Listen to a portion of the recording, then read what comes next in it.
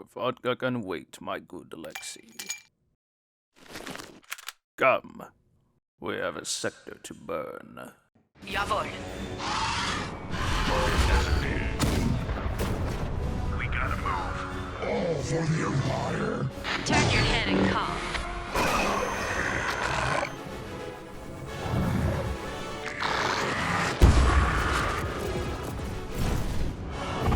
Our enemies are legion.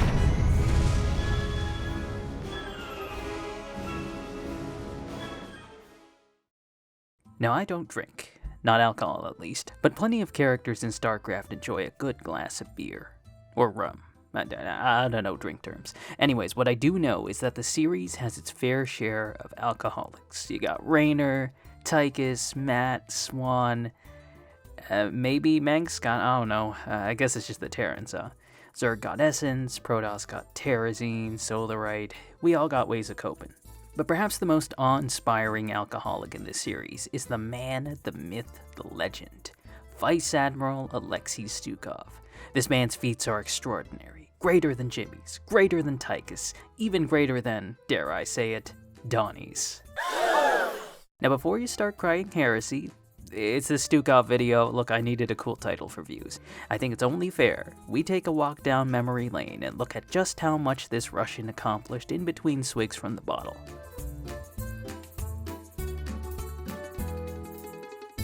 Now before we get into Stukov's story, time for some background info. The United Earth Directorate, originally called the United Powers League, is the government of Earth.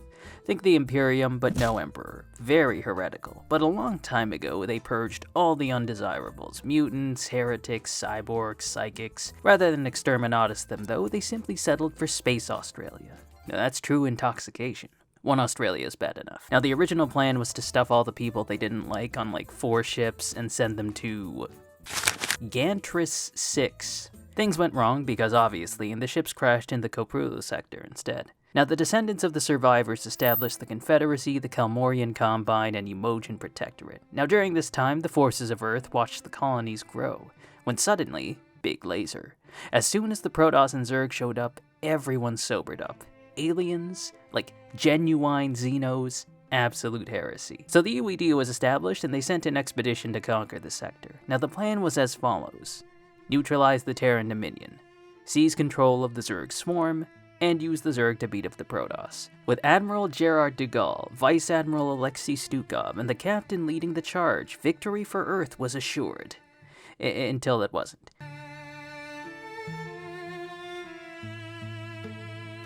Now, Alexei first appears during the opening of Brood War, overlooking a colony being overrun by the Zerg. I suspect you have a good reason for pulling me away from my duties. Your vodka can wait, my good Alexei. Now, he doesn't take the battle seriously, but the good Admiral reminds him that dissections are not the same as living bugs. It's a tough drink to down, but Alexei agrees to go all the way with conquering the sector. When the two in agreement, Dugalle orders them to leave, abandoning the colonists to their fate.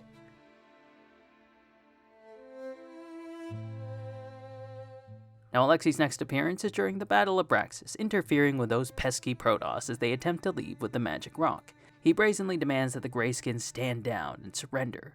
The UED will be taking custody of your ships and whatever spoils you have garnered from this planet. Not the first Terran to do so, but unlike the silly Confederates and Dominion, this is the UED. They mean business.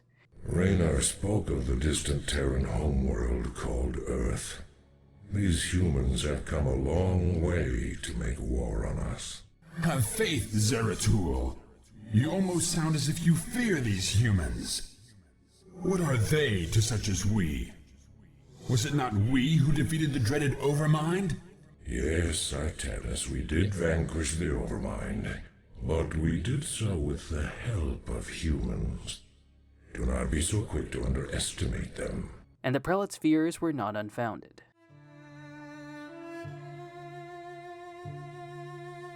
During the UED campaign, Stukov briefs the captain in First Strike, named so because it's the second mission in the series titled First Strike. After some grave foreshadowing from the good admiral, Alexei reassures the captain that Gerard's actually pretty chill when he's not on duty.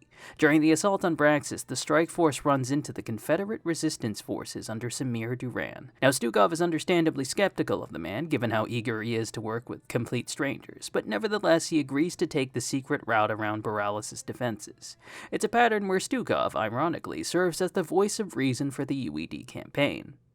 Most of it. During the attack on the Dilerian shipyards, he asks Dugalle to chill when Duran talks out of turn, and later trades barbs with Duke when the general counterattacks. Ah, General Duke. I expected your forces to arrive sooner. You should know that we represent not one of your ragtag peasant militias, but the combined might of the United Earth Directorate. Earth Directorate? You mean to tell me you've come all the way out here from Earth? That is correct, General. We're here to take control over this sector and its occupants for the betterment of mankind. His words reflect a view of the sector's colonists as inferior. Fitting, considering that the original Terran refugees were sent there because Earth hated them. When the UED arrives at Tarsonis, Stukov opposes the decision to blow up the Psi Disruptor. After all, their plan involves dominating the Zerg, a device that gets the bugs drunk. The crack cocaine spider figured building webs was for suckers. Seems like a no-brainer. Unfortunately, Dugalle's more of a traditionalist and would rather use Big Gun to win. And Duran's Duran. One downside to being the voice of reason is sometimes needing to act against your allies. No wonder he drinks. Alexei oversees the conquest of Korhal, encouraging either the destruction of Mengsk's nukes or battlecruiser fleet. Now, usually I take out the nukes because nukes are scary. Nowadays, battlecruisers are more annoying to deal with. If Lockdown had smart casting in 1998, things would be different. But thankfully, wraiths. You'll have to postpone those plans, gentlemen. Sadly, notorious outlaw and fellow drunk Rames Janer and his Protoss buddies save Mengsk. During the Battle of Eyre, Stukov covers the captain while he cheeses mission 6. Yet again, divine intervention prevents Mengsk's capture. And by divine, I mean Duran, who betrays the UED by moving his troops out of position. That is strange, Vice Admiral. My scanners don't show any Zerg at all. The Zerg overrun the base, forcing a retreat. For reasons that are still unclear, Stukov elects not to inform Dugalle. Maybe he really was drunk at the time. I mean, Alexei might have been paranoid that they were infested somewhere in the fleet, but this lack of communication would prove fatal. Vice Admiral Stukov, I am here under orders to terminate your command. Lieutenant Duran, I'm not surprised. We both know exactly what it is that you're here to terminate. Get on with it. Say goodnight, Stukov. To hell with you. Regardless of his reasoning, the end result is the same. Stukov gets shot, Duran nearly blows up the disruptor, and Dugalle ends up using the device anyways, thus making this all pointless. I came here to activate the one hope we have of defeating them. And you killed me for it.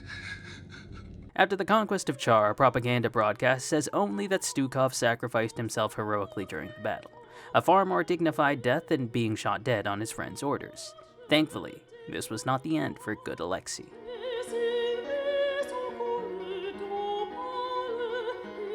While Stukov waits to respawn, let's take a look at Admiral Dugalle. He'll be dead by the end of the game anyways. Serious, stubborn, and sober, Dugalle was chosen for the Koprulu mission more so for seniority rather than skill. While Stukov was the better commander, ultimately Dugalle would lead the fleet against Earth's enemies. Though Gerard could be stiff, he also showed a more casual side to his friend and subordinate Alexei. Your vodka can wait, my good Alexei. At least initially, he was distrusting of Duran, though when the turncoat suggested destroying the Psi Disruptor, he also agreed. A prudent call, Lieutenant. I am inclined to agree. Now, it's less clear in-game, but at least according to the Brute Board booklet, he also favored more conventional methods of conquering the sector. Why use Space Bug when you have Big Gun? Regardless, conventional methods do allow the UED to cripple the Dominion, resulting in Gerard and Mengsk having this legendary exchange. So, the elusive Arcturus Mengsk at last. I was hoping to speak with you before we finished our business here. I am Admiral Gerard Dugalle, and I must commend you, sir, for holding back our advance for as long as you have. You are indeed a worthy opponent. My thanks to you, sir. But you must know that your victory here means little to me. It might have taken me a while, but I did overthrow the Confederacy. I'll overthrow your rule as well. That seems unlikely, sir. Seeing as how you'll be publicly executed along with the rest of your ranking officers. You wouldn't dare. The man who crowns himself emperor speaks to me of daring. You have far outlived your reputation, Citizen Mengsk. Captain, prepare to take the emperor into custody. While the operation to capture Mengsk should have been easy, outside forces such as Raynor and the Protoss impede their efforts. Worse still, Stukov seemingly leaves during the battle. After tracking him to Braxis, Dugalle discovers a fully reconstructed psi disruptor. With Duran egging him on, he orders the Vice Admiral to be executed for treason. Now, I pointed out before that Space Kype could have solved this. Maybe Durian was pulling some psychic wizardry, maybe Dugalle and Stukov need to work on their communication. Or maybe they were both drunk. Regardless, Stukov dies, Duran flies, and Dugalle lies. The fleet's Vice Admiral Stukov gave his life during the final valiant assault on Char. With the psi disruptor proving key to breaching the Overmind's defenses, Dugalle seizes control of the sector, but this victory doesn't last. Without Stukov, he very quickly squanders a lot of his assets. The disruptor briefly hampers Kerrigan's forces, but the poor defenses around its generators allow Raynor to quickly disable it. And soon after, a combined force of Zerg, Terran, and Protoss overrun the garrison on Korhal, allowing the Dominion to re-establish itself. Not to be deterred, the UED strike back at Tarsonis, at Kerrigan's main hive. Due to Tarsonis' distance from Char, they can't rely on the Overmind to control the Zerg directly, so instead they deploy a bunch of scientists to coordinate the slave broods. Unfortunately, exploits. Kerrigan soon locates and destroys all the nerds, causing the renegades to turn on their masters. Before long, the Queen Bee brings the fight to Char, blackmailing the Nerazim into assassinating the Overmind. To slay the beast has the reputation as the hardest mission in the game, and yeah, it can get pretty rough. The UED brings the full force of their fleet and slave broods against the Coalition, but thanks to the expert tactic of Flying Bug, their forces are routed and the Overmind is slain. With control of the swarm lost, Dugalle makes one final gambit. I am giving you one last chance to surrender your forces and submit to the sovereign authority of the United Earth Directorate. Gee, that's a tough one, Admiral. You'll have to let me think for a minute. Allying himself with the vile Greyskins and traitorous Dominion, the remnants of his fleet launch a desperate strike against Kerrigan's forces above Char. However, by this time, the three powers are a shadow of their former selves. Mengsk and Artanis fall to overwhelming Zerg air power. While Dugalle's forces maintain air superiority, they suffer a unique adaptation of weak to elephants. With his base flattened, Dugalle offers terms of surrender. It is my wish that you allow my men to live. But Kerrigan offers her own sobering terms. You're not in a position to offer me anything, Admiral. And I don't take prisoners. I'll tell you what. Turn your remaining ships around and start heading back towards the Earth. I'll even let you have a head start before I send the swarms after you. It'll be interesting sport to see how far you get before you die. With his friend dead, his mission failed, and the swarm coming after him, Dugalle leaves a final message for his wife. You will never see me again, Helena. Tell our children that I love them, and that their father died in defense of their future. Over. The UED fleet never returns to Earth, being devoured by Kerrigan's forces as promised.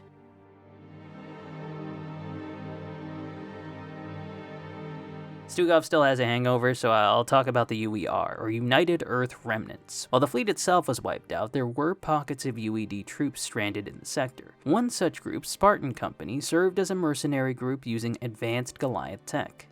UED tech was especially valuable in the years after Brood War. Medics became more widespread. Valkyries influenced the development of better anti-air tech like Liberators, and despite their defeat, the fear remained. One day, the forces of Earth would return.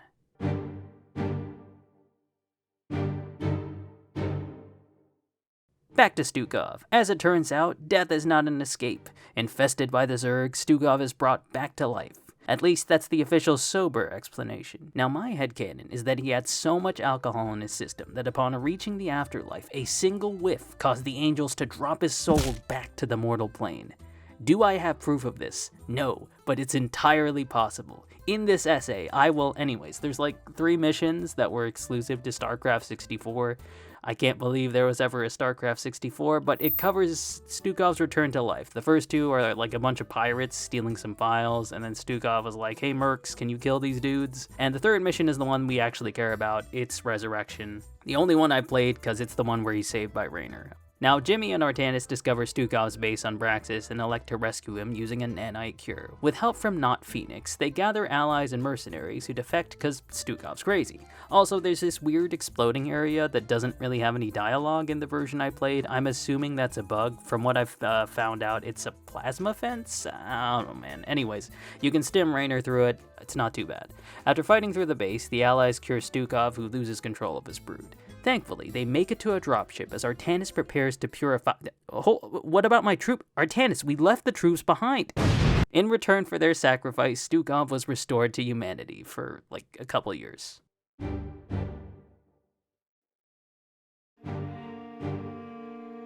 During Kerrigan's bizarre adventure, she gets a transmission about Mengsk's hybrid labs. After coming to Skygeirr, she meets our good friend Alexei Stukov. We were enemies once. Well, we both seem to be Zerg now. Indeed, and we share a common goal, the destruction of this facility. While it's cool to see Stukov again, for many his return might come out of left field. Most players probably didn't play Resurrection and thus probably still thought he was dead. Newer players might not even know who this man was. The most we get is a line from Kerrigan and a quick recap from Stukov if you click on him a bunch of times. I was betrayed and killed, shot into space, captured by the Zerg, resurrected and infested, cured, given to Mobius to research the Protoss cure, and was instead experimented on as the cure slowly failed. Everyone up to speed? Good. Now, putting aside the abrupt introduction, Stukov's back for revenge. He reveals that Durian's up to his old tricks, growing hybrids that will allegedly serve Mengsk. I am not so sure. Throughout the Skygeirr mission, Stukov serves as the mission control, providing intelligence on targets in the lab. He and Kerrigan even connect on similar experiences. Infested, held captive, experimented on and hunted.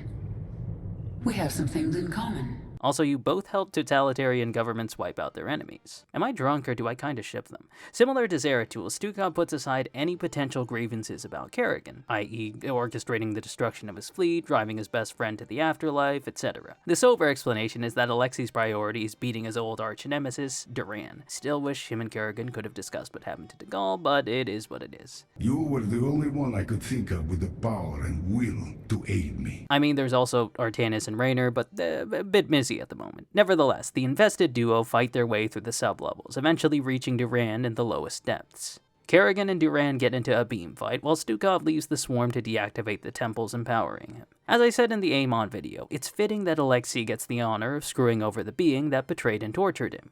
While he doesn't get to kill the shapeshifter yet, he's instrumental to foiling his plans. As a bonus, even though he expects Kerrigan to get rid of him after their victory, she invites him to stick around with his new Zerg brethren. I understand. Believe me. Stay with the swarm, and perhaps the way will become clear. If nothing else, it will be interesting.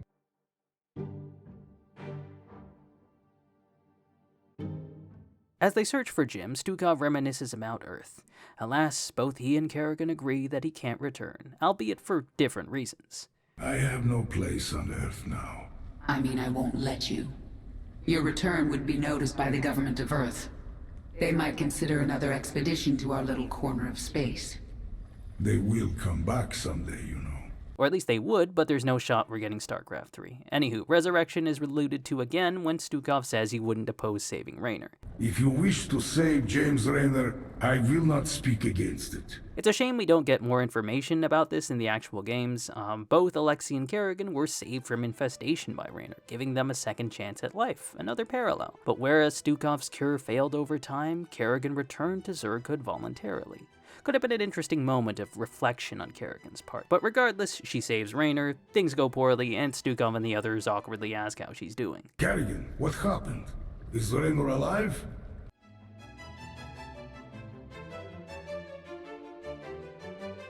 For the first time in years, Stukov returns to Korhal. Not for Earth this time, but the Swarm. Now older memories flood in as well. This view makes me think of an old comrade, Gerard.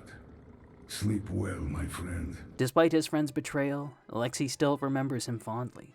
Some friendships can survive the hardest blows.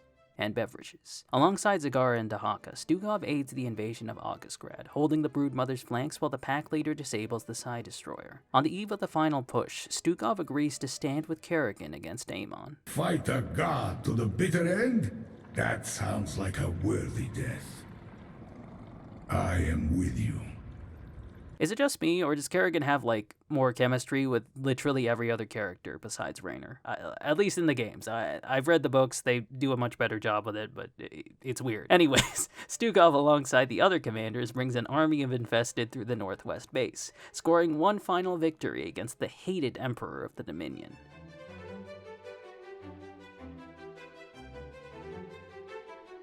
During the End War, Stukov aids Kerrigan against the hybrid. Now, I don't have friends, so I barely played co-op, but thankfully, mods exist, and I still don't know how to play him. I've only practiced as Kerrigan. Something, space zombies, and I lost. Still got the footage, though. In the epilogue, Stukov helps cover Raynor, paying him back for the rescue on Braxis. When Duran is finally cornered, Stukov gets the honor of putting down the treacherous bastard. I've come to say good night, you son of a bitch. A fitting end to their feud.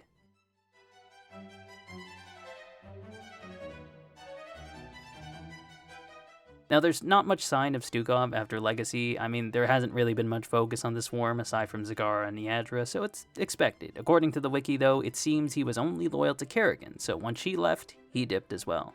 Maybe he joined Jim for a drink or went back to Earth, who knows. There's no chance we'll get StarCraft 3, at least not sober.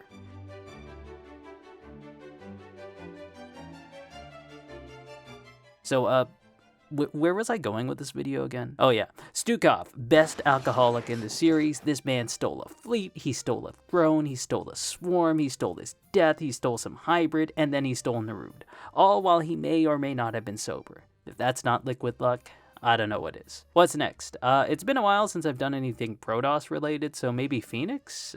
We'll see. I really should be branching out to other series again. Anyways, shoutouts to Gladys Marino, Appy Acrid, Michael Phillips, and Mike Pierce for enabling my caffeine addiction. If you enjoyed this, make sure to hit that thumb, type those words, dom that sub, and I don't know, have a nice day, I guess.